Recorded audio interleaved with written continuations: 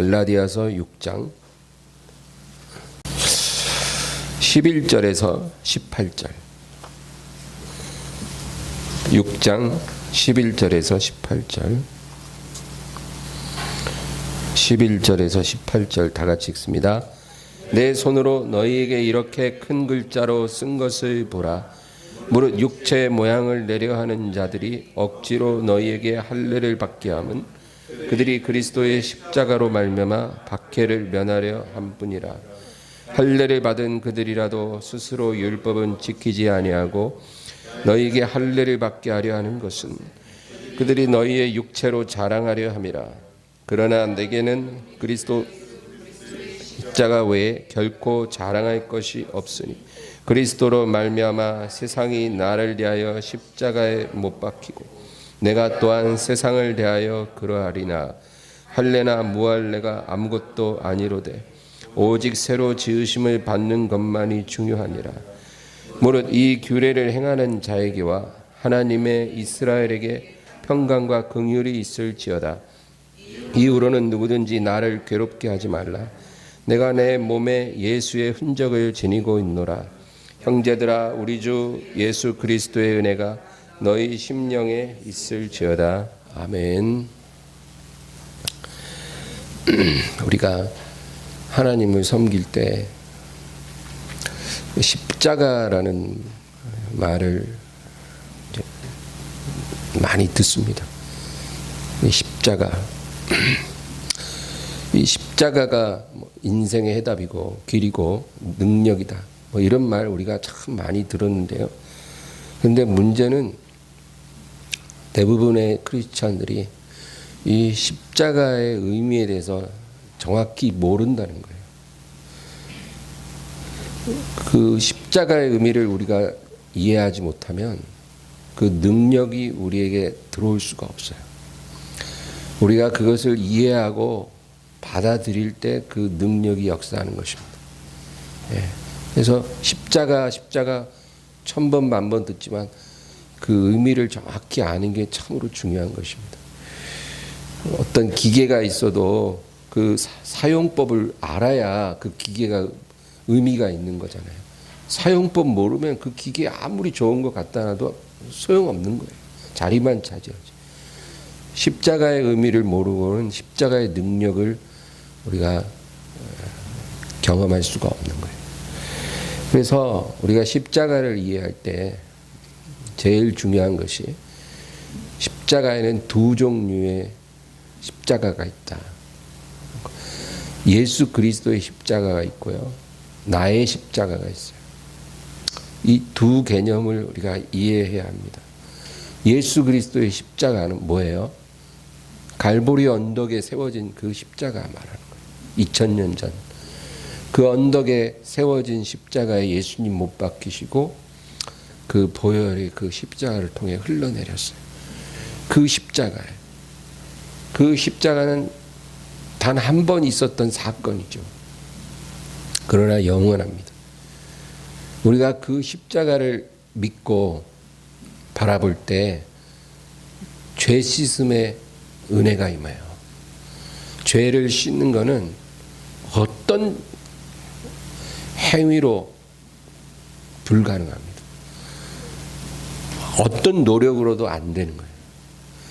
여러분, 우리가 죄가 이만큼 있어요.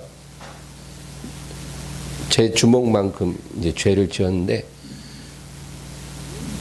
우리가 아무리 착한 일을 이만큼 한다 해서 그 죄를 덮을 수 있는 게 아니에요. 이 죄는 그대로 있는 거예요. 아무리 우리가 의롭게 살아도 우리가 지은 죄는 그대로 있어요. 그 죄를 씻는 길은 그 갈보리 십자가에서 흘러내린 피만 씻을 수 있다는 거예요. 그게 하나님의 선언이에요. 그 외에 어떤 방법으로도 그 너희 죄를 씻을 길이 없다. 너희가 죄 씻고 구원을 얻으려면 반드시 그 십자가의 피로서 죄를 씻어야 해요. 이 셈에 나와 죄를 씻으면 정하게 되겠네. 그 찬송가처럼. 그래서 예수님의 십자가가 우리에게 중요한 거예요. 죄 씻는 유일한 방법이고, 그리고 죄를 씻고 그 죄로 말미암아 우리에게 다가온 모든 저주를 없애버릴 수 있는 능력이 그 십자가에 있어요. 그래서 예수님의 십자가는 정말로 중요한 거예요. 우리가 그 십자가를 바라볼 때 그 능력이 우리에게 임하는 거예요. 그래서 그것을 상징적으로 보여주는 사건이 광야에서 이스라엘이 놋뱀을 보았잖아요. 장대에다가 놋뱀을 달았어요. 놋으로 뱀을 모양을 만들어서 장대에 꿰갖고 딱 세우니까 그 광야에서 불뱀에 물려서 죽어가던 이스라엘 사람들이 그 놋뱀을 바라보는 순간 그 독성이 사라지고 생명을 건졌다, 그 얘기예요. 그 사건이 바로 예수님 갈보리 십자가를 의미하는 거예요. 그 십자가를 우리가 바라보고 믿을 때 죄 씻음과 모든 저주에서 놓여나는 거죠. 그래서 중요한 거예요. 그 다음에 두 번째 십자가는 나의 십자가입니다. 우리 예수 믿는 그리스도인들의 약점이 뭐냐면 갈보리 십자가는 잘 알아요. 그런데 거기서 끝나요. 예수님 십자가 바라보고 우리 죄 씻고 저주에서 놓여나는 거, 그건 다 알아요. 그런데 나의 십자가에 대해서 잘 몰라요. 나에게도 하나님이 십자가를 주셨다. 성경이 그걸 말하고 있거든요. 이 나의 십자가를 내가 깨닫고 그 십자가의 능력을 우리가 발견하면 우리가 영광된 사람이 되는 거예요. 하나님의 영광을 드러내는 그릇이 되는 거예요. 나의 십자가에 대해서 아무것도 모르는 성도는 그냥 겨우 구원은 받은지 몰라도 하나님의 영광의 그릇은 될 수가 없어요. 우리의 생애가 보람되고 가치 있고 존귀하게 되려면 첫 번째는 이 갈보리 십자가를 경험해야 되고, 그 다음에는 내게 주신 십자가가 무엇인지 알아야 돼요. 그래서 오늘은 그것에 대해서 한번 여러분과 나누기를 원하는 겁니다. 오늘 본문은 바울 사도가 갈라디아 교회에 보낸 편지 중의 내용인데, 이 갈라디아 교회가 지금 어떤 문제가 있냐면, 이 초대교회는요, 이게 교회가 없다가 생긴 거잖아요. 오순절날 마가의 다락방에 기도하던 120명부터 이제 교회가 탄생한 거예요. 그 예루살렘의 교회가 처음 세워진 거죠. 그래서 그 교회 안에 유대인 성도도 있고 이방인 성도도 있었어요. 다 섞여 있었던 거예요. 그런데 원래 유대교는 유대인만 믿을 수 있어요. 그래서 유대교인들은 이방인들과 서로 섞이지 않아요. 그들은 완전히 그 차원이 다르다 생각을 해요. 그래서 유대인들이 이방인들을 늘 멸시하면서 하는 말이 할례 받지 않은 족속들이다. 그러니까 하나님과 관계가 없다, 그 말이죠. 오직 우리만 하나님의 택함을 받았고 할례를 통해서 구별되었다. 이제 그게 유대인들의 선민의식이에요. 그런데 문제는 이제 교회가 생기면서 교회 안에 유대인 그리스도인과 이방인 그리스도인들이 같이 어우러진 거죠. 예수님을 믿으면서. 그러니까 유대교 대부분의 유대인들이 그 교회 안에 있는 유대인들을 막 공격을 하는 거예요. 너희들은 유대인도 아니다. 유대인으로서 너희들이 할례 없는 이방인들과 어울리고 말이지. 너희들은 완전히 이제 유대교로부터 파문된 거고 이단을 믿는 그런 무리에 불과하다. 그렇게 이제 공격을 하는 거예요. 그러니까 이 교회 안에 있는 유대인들이 괴로운 거예요. 예수를 안 믿을 수도 없고, 믿자니 교회 안에 어우러지는 이방인들 때문에 자기들이 공격을 받고 핍박을 받거든요. 그래서 이 교회 안에 있는 유대인 그리스도인들이 뭐라 그러냐면 이방인 그리스도인들한테 그러는 거예요. 할례를 받아야 돼. 너희도 다 받아야 돼. 할례 받아야 구원을 우리가 받는 거다. 아무리 예수 믿어도 할례 안 받으면 안 된다. 할례 받으라. 왜냐하면 할례를 다 받으면 이제 박해를 피할 수 있을 거라고 생각을 하는 거예요. 할례 받지 않은 이방인과 어우러진다는 비난을 안 받을 수 있는 거예요. 그래서 교회에 있는 모든 이방인 그리스도인들한테 할례를 받으라. 이제 그렇게 이제 말을 한다는 거죠. 그러니까 이방인들은 구약에 대한 지식도 없고 이제 막 예수 믿고 구원받았는데 갑자기 유대인 그리스도인들이 할례 받아야 구원받는다 그러니까 혼란스러운 거예요. 거기에 대해서 바울 사도가 이제 편지를 보내는 거죠. 그래서 오늘 본문은 11절에서 14절을 우리 한번 다시 읽을까요? 11절에서 14절이에요. 내 손으로 너희에게 이렇게 큰 글자로 쓴 것을 보라. 무릇 육체의 모양을 내려하는 자들이 억지로 너희에게 할례를 받게 하면 그들이 그리스도의 십자가로 말미암아 박해를 면하려 함뿐이라. 할례를 받은 그들이라도 스스로 율법은 지키지 아니하고 너희에게 할례를 받게 하려 하는 것은 그들이 너희 육체로 자랑하려 함이라. 그러나 내게는 우리 주 예수 그리스도의 십자가 외에 결코 자랑할 것이 없으니 그리스도로 말미암아 세상이 나를 대하여 십자가에 못 박히고 내가 또한 세상을 대하여 그러하니라. 아멘. 여기 12절에 보면 유대인들의 박해를 면하기 위해 그리스도의 십자가로 말미암아 유대인들로부터 받는 박해를 면하기 위해 억지로 할례를 받게 한다는 거죠.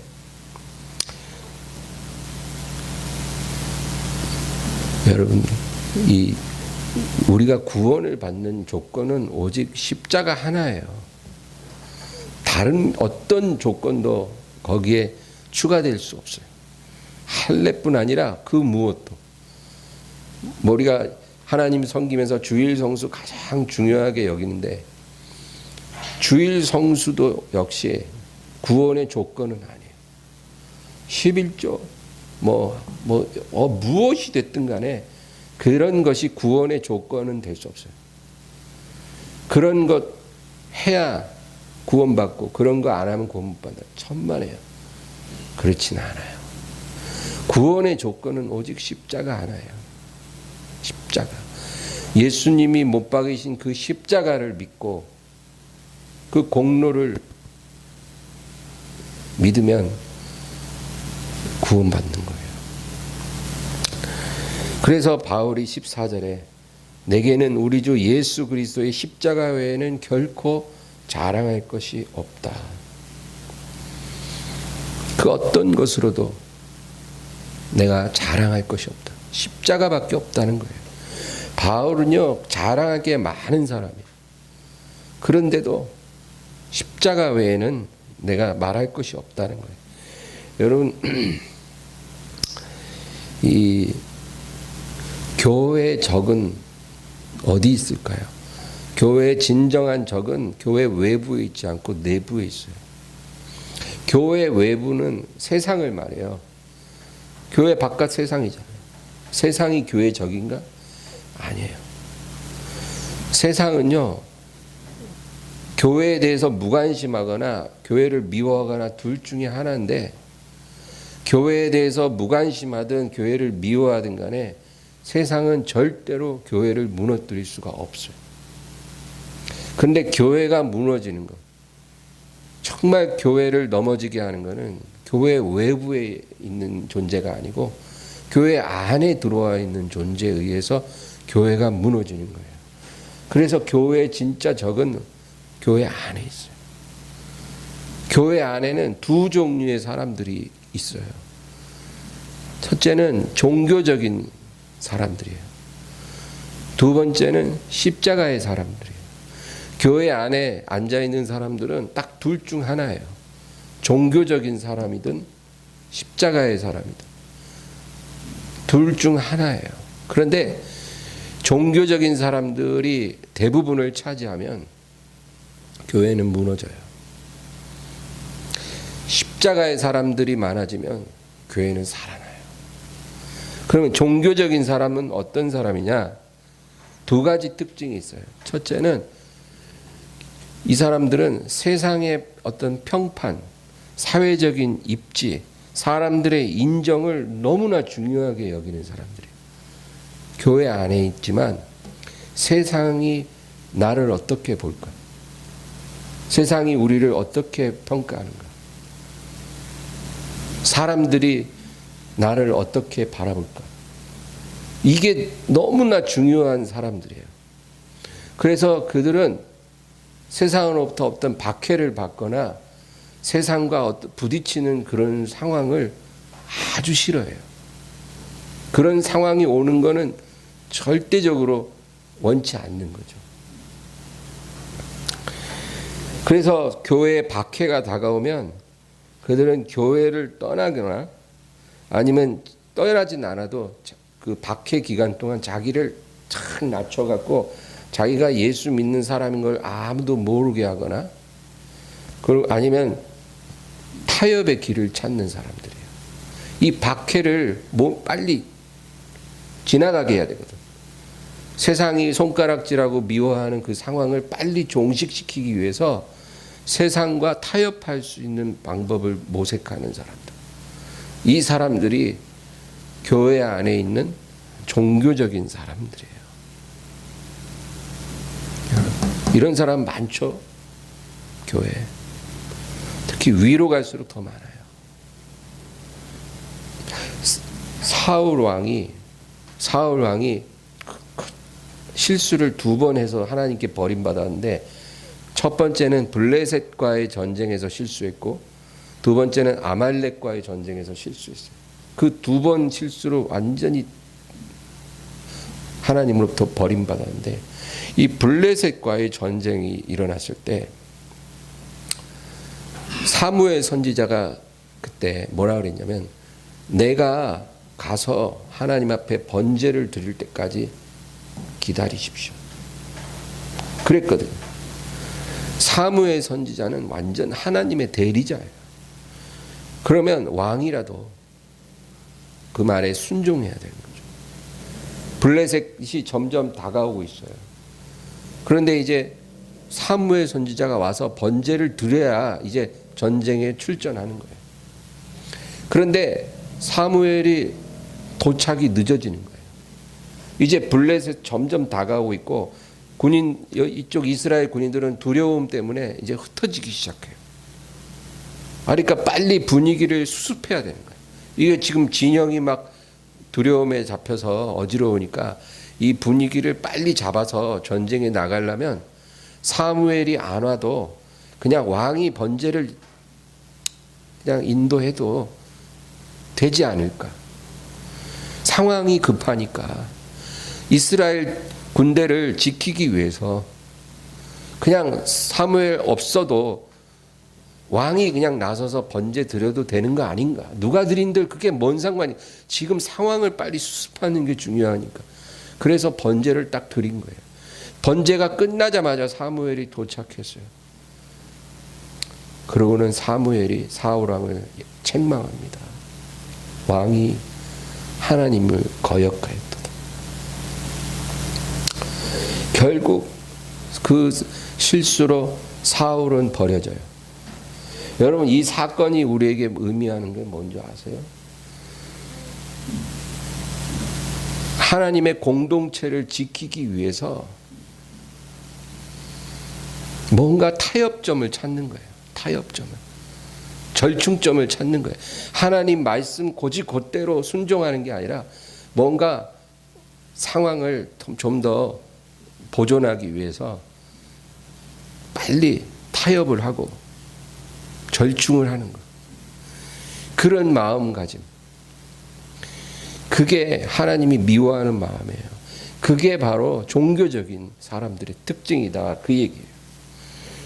이런 사람들은 교회를 지키기 위해서 뭐든지 할 수 있다는 거예요. 교회를 지키기 위해서 세상과 타협할 수 있다라고 생각해요. 그런 행동을 해요. 일제시대 때 신사참배한 한국 교회가 그런 상황이었어요. 교회가 무너지지 않기 위해서, 교회가 문 닫지 않기 위해서 예배를 계속 하기 위해서 일제가 요구하는 걸 들어줘야 되지 않는가. 그게 뭐냐?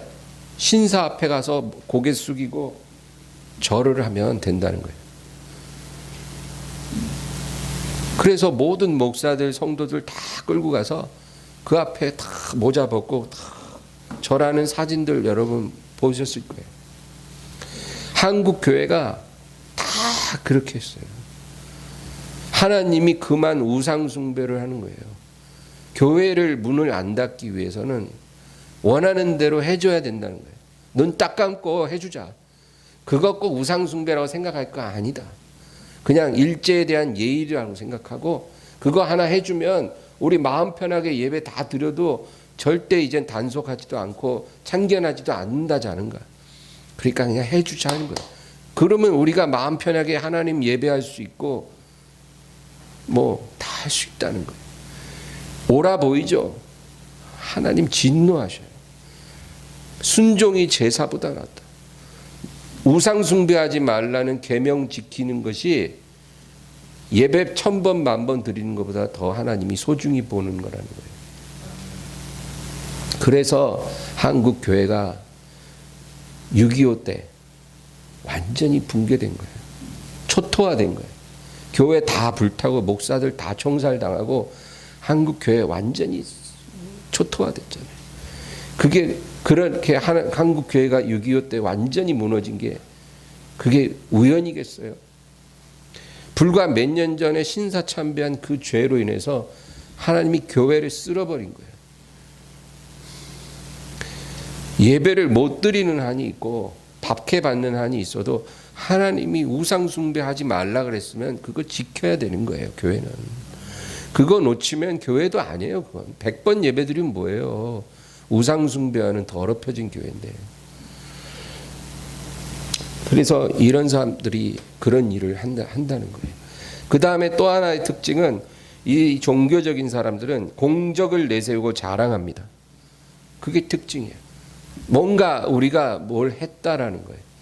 그래서 이런 사람들은 우리 교회가 창립된 지 30년이 됐고 50년 됐는데 그동안에 우리 교회가 몇만 명에게 복음 전에 결신시켰고 지금 성도들 몇만 명이 우리 교회에 출석하고 있고 우리 교회에 한 달에 들어오는 헌금이 얼마고 우리가 하나님을 위해서 얼마나 많은 사업들을 하고 있고 우리가 정말 이런 일도 하고 저런 일도 하고 있다고 그런 말을 늘 자랑을 해요. 공적을 자랑하는 거예요. 여러분 그거는 성경적이지 않아요. 십자가 외에는 자랑할 것이 없다 그랬거든요.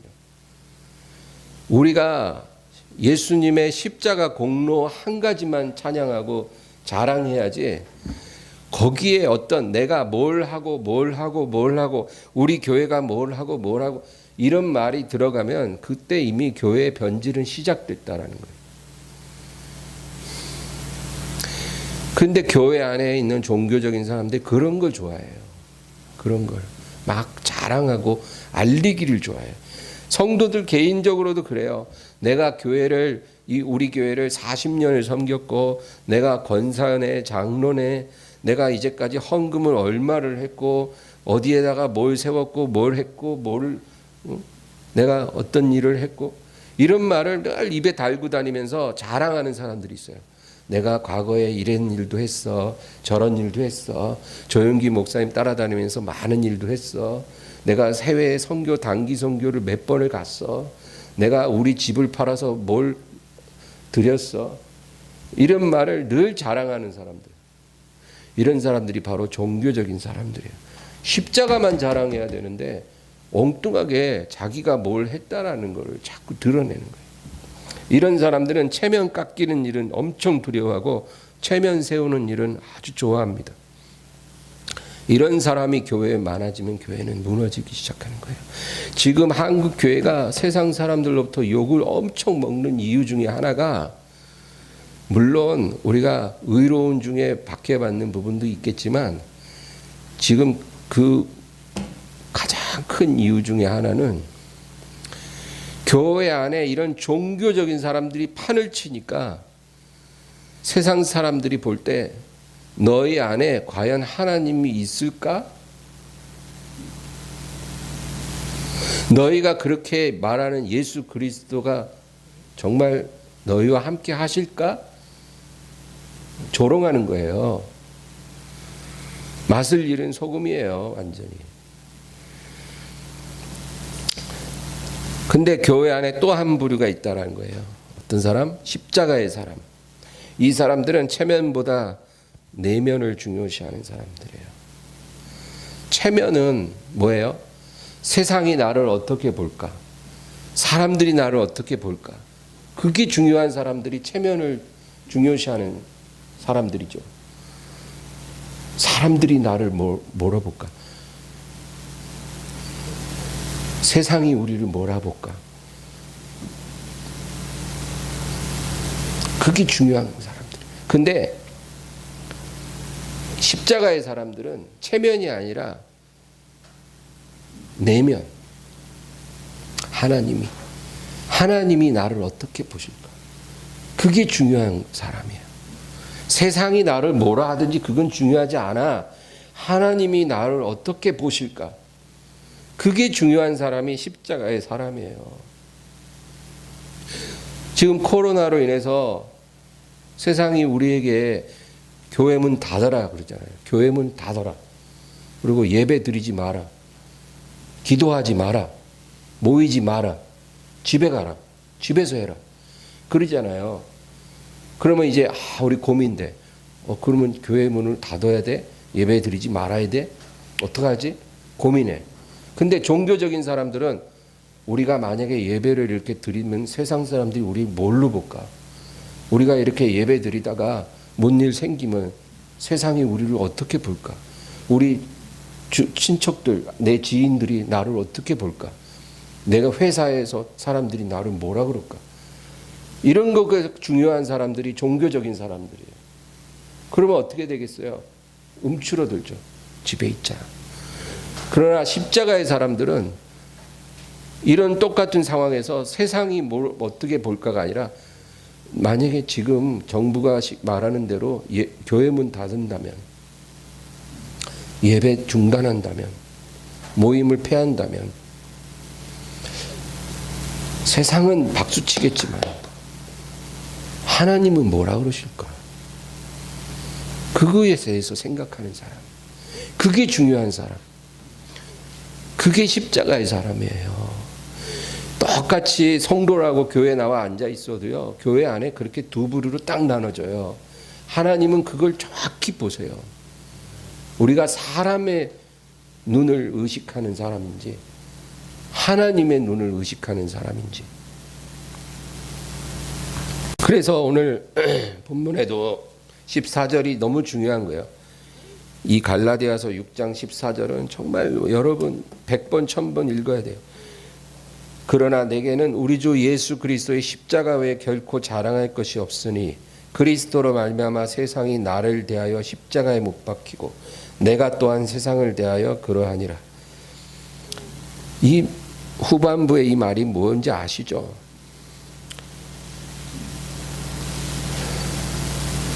내가 세상이 나에 대하여 십자가에 못 박히고 세상이 내 앞에서 십자가에 못 박혔다는 거예요. 세상에 속한 것들, 아까 종교적인 사람들의 그 특징들 있죠. 사람들의 평판, 세상의 눈, 그런 것 중요하게 생각하는 마음, 인간의 공로를 막 자랑하는 마음, 이런 모든 세상에 속한 것들을, 그런 것들이 내 앞에서 못 박혔다는 거예요. 그리고 세상도 나를 못 박는다는 거예요. 세상도 우리를 못 박는다고. 서로를 못 박아요. 우리는 세상을 못 박고 세상은 우리를 못 박아요. 이런 상황이 되는 거. 이게 바로 십자가의 사람의 삶이라는 거예요.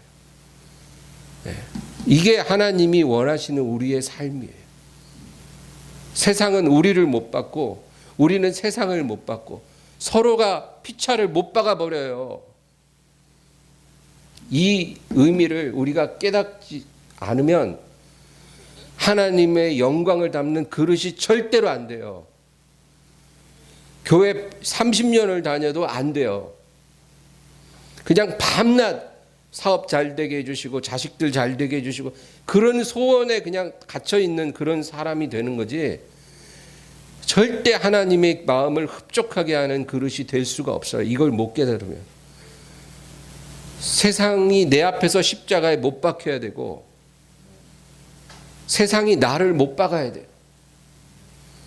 이런 상황의, 이게 정상적인 삶이 돼야 될 때 우리가 하나님의 온전한 그릇이 된다. 그 얘기를 지금 하는 거예요. 그리스도로 말미암아 세상이 나를 대하여 십자가에 못 박히고 내가 또한 세상에 대하여 그러하니라. 피차 서로를 못 박아버린다, 그 얘기예요.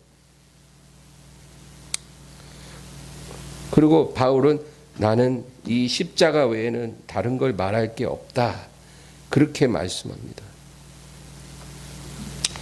여러분, 세상을 자기 십자가에 못 박아버린 사람은요, 세상도 그 사람을 버려요. 그게 성경이 말하는 거예요. 우리만 세상을 못 박아버리는 게 아니라 세상도 우리를 버린다니까요. 왜 버리는 줄 아세요? 냄새가 달라서 버리는 거예요. 냄새가 달라서. 정말로 십자가의 사람은 냄새가 다르기 때문에 세상이 그 사람을 좋아라 안 해요. 그래서 그 사람을 버려버리는 거예요. 그 대표적인 케이스가 다니엘이에요. 다니엘. 여러분, 다니엘이라는 사람은 진짜 유능하고 훌륭한 사람이죠. 하나님 앞에서도 훌륭하지만 세상에서도 그렇게 유능한 사람이에요. 그래서 포로로 잡혀간 바벨론에서 입지전적으로 출세길을 달리고 엘리트 코스를 밟아서 총리의 자리까지 올랐다는 거예요. 예? 바벨론 본토배기도 아니고 포로로 끌려간 사람이, 유대 출신 포로가 총리까지 올라갔다는 것은 기적이에요, 기적. 그만큼 왕이 볼 때도 특출난 실력이 있고 충성심이 있고 성실하고 뭐 말로 다 할 수 없이 왕이 다니엘을 신임하는 사람이에요. 정말 우리 예수 믿는 사람이 하나님께도 인정받고 세상에서도 그렇게 성공할 수 있다면 너무 좋겠죠. 그런데 다니엘서를 우리가 끝까지 읽어봐야 돼요. 결국 어떻게 됐어요? 총리에 올랐지만 그 정적들이 다니엘을 시기해서 아무런 잘못이 없는데도 불구하고 그 다니엘이 결국은 사자굴에 던져졌잖아요. 여러분, 근데 그 다니엘이 그렇게 모함받아서 사자굴에 던져진 그 원인이 뭔지 아시죠? 하나님을 예배하는 그것 때문에 그렇게 된 거예요. 하나님을 예배하는 것 때문에. 그래서 그것 때문에 결국 사자굴에 예배하는 게 뭔 잘못이에요. 근데도 그것이 트집이 돼서 사자굴에 던져지는 거예요. 세상은요, 하나님의 사람, 십자가의 사람을 그렇게 세상이 미워하고 버리는 거예요. 왕도 못 구해요. 세상과 냄새가 다르기 때문에 다니엘은 사자굴에 던져질 수밖에 없는 운명이라는 거예요. 그 운명이 바로 우리 십자가의 사람들의 운명이에요. 그거 알아야 돼요. 이 세상에서 천년 만년 인정받고 행복 누리고 살리라. 그거는 아주 어리석은 생각이에요. 우리가 이 세상에 살면서 하나님이 우리를 높여줘서 뭔가 성공도 하고 잘 될 수도 있지만 그게 끝이 아니에요. 결국 하나님의 사람은 세상으로부터 버려져요. 그게 당연한 거예요. 그러나 사자굴에 던져졌을 때 하나님이 사자들의 입을 막으시고 결국 다니엘은 다시 건져지고 그를 모함했던 자들이 사자굴에 던져졌다 그러잖아요. 그게 하나의 모든 시나리오의 결론이에요. 그래서 우리가 십자가의 사람이 된다면 세상의 박해를 받는 게 당연한 거고, 우리가 종교적인 사람으로 산다면 세상 눈치 보고 세상 평판 신경 쓰다가 하나님께 버림받는 게 당연한 거예요. 둘 중에 하나예요, 여러분. 다른 거 없어요. 성경 하나 찾아볼까요? 요한복음 15장. 요한복음 15장 18절에서 19절. 요한복음 15장 18절에서 19절 다 같이 읽습니다. 세상이 너희를 미워하면 너희보다 먼저 나를 미워한 줄을 알라. 너희가 세상에 속하였으면 세상이 자기 것을 사랑할 것이나 너희는 세상에 속한 자가 아니요 도리어 내가 너희를 세상에서 택하였기 때문에 세상이 너희를 미워하느니라. 아멘. 얼마나 명확해요. 십자가의 사람, 하나님의 사람은 세상에서 미움받을 수밖에 없다라고 예수님이 선언하셨어요. 그러니까 우리가 이 세상 살면서 세상으로부터 조금도 미움받지 않고 버림받지 않고 그냥 잘 가고 있다면 그 제대로 가고 있는지 한번 생각해 봐야 돼요. 그래서 결론적으로 오늘 본문 갈라디아서 6장 다시 돌아가면 17절 말씀을 읽겠습니다. 6장 갈라디아 6장 17절 다 같이요. 이후로는 누구든지 나를 괴롭게 하지 말라. 내가 내 몸에 예수의 흔적을 지니고 있노라. 아멘. 이 바울이 결론적으로 말하는 게 뭐냐면 할례 받으라 그런 말 하지 말라는 거예요. 할례를 받는 게 우리의 목적이 아니고 오히려 우리 몸에 예수의 흔적이 있는지 한번 보라는 거예요. 쓸데없는 할례 반내 만에 이런 얘기 하지 말고 육체의 모양 내서 세상과 타협하고 세상의 박해를 모면하려고 뭔가 절충점을 찾으려 그런 짓거리 하지 말고 네 몸에 예수의 흔적이 있는가 보라는 거예요. 나는 내 몸에 예수의 흔적이 있어. 너희들은 있니? 그거 묻고 있는 거예요. 예수의 흔적이 뭘까요? 그건 사도 바울이 십자가 복음 전하기 위해 가는 곳마다 핍박받고 공격받고 그래서 막 매맞고 그리고 돌에 맞고 그리고 굶주리고 헐벗고 산과 들과 강과 바다에서 고난당한 이 수많은 일들로 그 몸에 나 있는 많은 흉터들, 상처들, 관절염, 디스크. 사도 바울이 십자가의 길을 걷지 않았으면 절대 있을 수 없는 그런 상처들, 질병들, 그런 걸 말하는 거예요. 그게 예수의 흔적이라는 거예요. 너희는 그게 있니? 세상에 의해 못 박혀진 못자국이 있냐 그 얘기예요. 우리가 세상을 십자가에 못 박고 세상도 우리를 십자가에 못 박았다 그랬잖아요. 그러면 세상이 너를 십자가에 못 박았으면 세상에 의해 못 박혀진 그 못자국이 네 몸에 있니? 네 마음속에 그 못자국이 있니? 그거 묻고 있는 거예요. 없는데? 깨끗한데? 그러면 문제라는 거예요. 그럼 바울은 그 예수의 흔적을 가져라. 그 얘기를 하고 있어요. 여러분, 우리가 이 믿음 지키고 십자가의 사람이 되기 위해서 대가 지불하는 건 당연한 거예요. 세상이 우리를 못 박아버리는데 대가가 없겠어요? 그게 당연한 거예요. 그런데 지금 성도들은요, 믿음 지키기 위해 이 믿음의 대가를 지불하지 않으려고 그걸 모면하려고 그런 회피하고 도망가는 사람들이 너무 많아요. 어떤 고난도 안 받으려고. 그래서 요즘은 진짜 자기 믿음 하나님 앞에 다 드러나는 것 같아요.